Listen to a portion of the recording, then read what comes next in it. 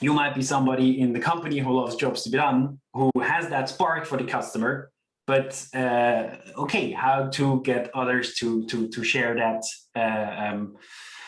same spark, the same fire, the same love for the customer, and how to actually get from spark to wildfire. And this is what today is going to be about. We really thought jobs to be done thinking is the only concept or the most powerful concept to gather the troops and to really align behind customer needs, consumer needs, or user needs.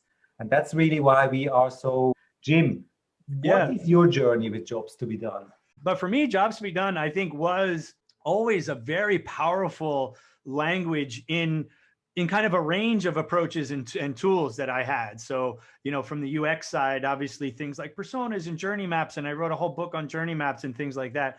And I see jobs to be done as unique, first of all, but I also see it as one way. It's not the only way, but it's one way. And I think in this kind of fight against the corporate antibodies that work against us, I always felt like I needed as many different approaches as I could. But for me, jobs to be done is the most comprehensive one, right? And it's also the most universal one that isn't owned by any one discipline.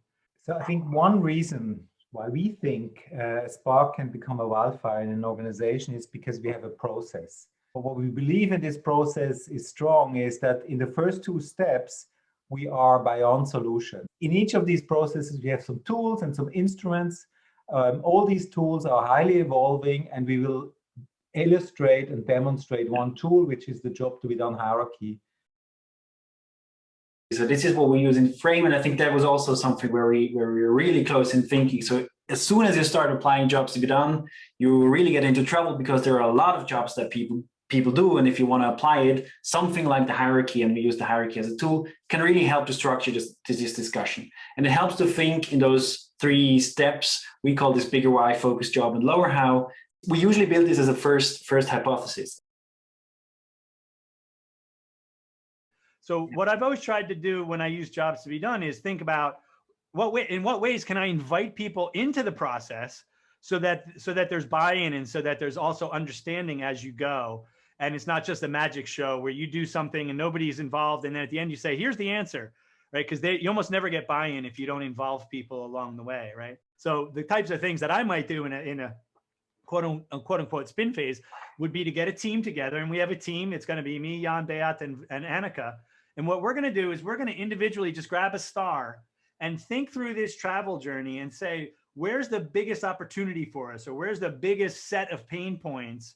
But what it gets at to is why. What is the logic that people carry with them, right? Obviously, you can go out and talk to people, but I think the logic that the team has, the team that's actually going to be coming up with the solution, I think that's really important to get in touch with, and it's important for buy-in.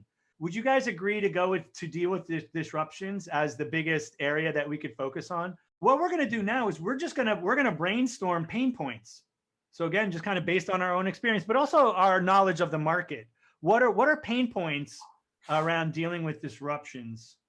So here, just as a team, right? As a team, we came together, we got stuff off of our chest, we had some agreement, but the basis is jobs to be done, right? The conversation here is about jobs to be done. And we didn't talk about any solutions, either on the problem side or even these pain points. We're not talking about solutions as well too, right? What we could then do is we can continue this conversation. We could also go back out to our markets and ask them what their pain points are and collect all of them.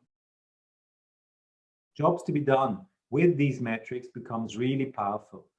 Jobs to be done without this metric is also useful, but really the metrics make the difference because that makes it so precise and so measurable.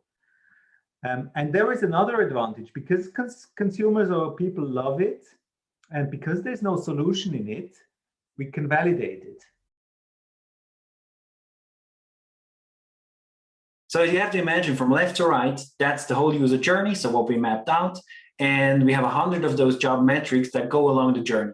And you can ask people how important each of those metrics is to them. And you get that blue line. The blue line is the importance rating of each of those job metrics along the journey.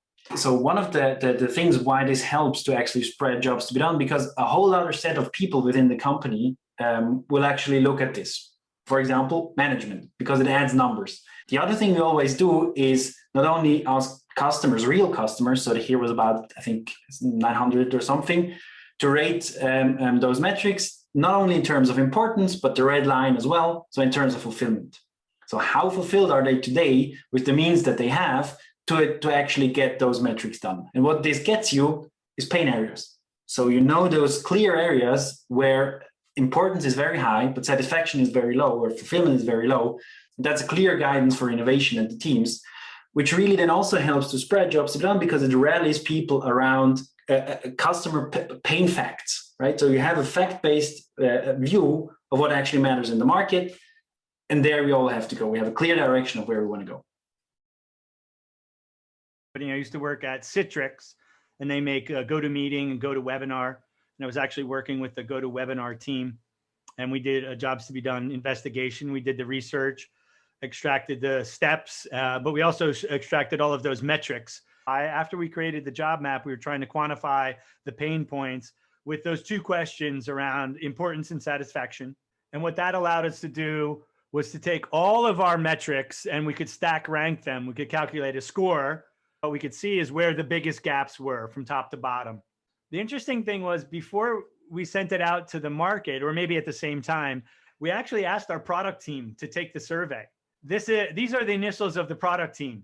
And what we looked at, we took the top 5, and what we saw was who ranked those themselves using their own intuition, who ranked those as the top pain points. And you can see there's, they didn't do very well.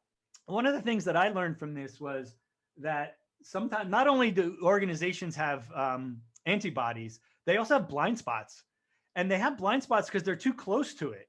So I didn't add any net new information back to the organization. I just allowed them to act on it and see it in a different way.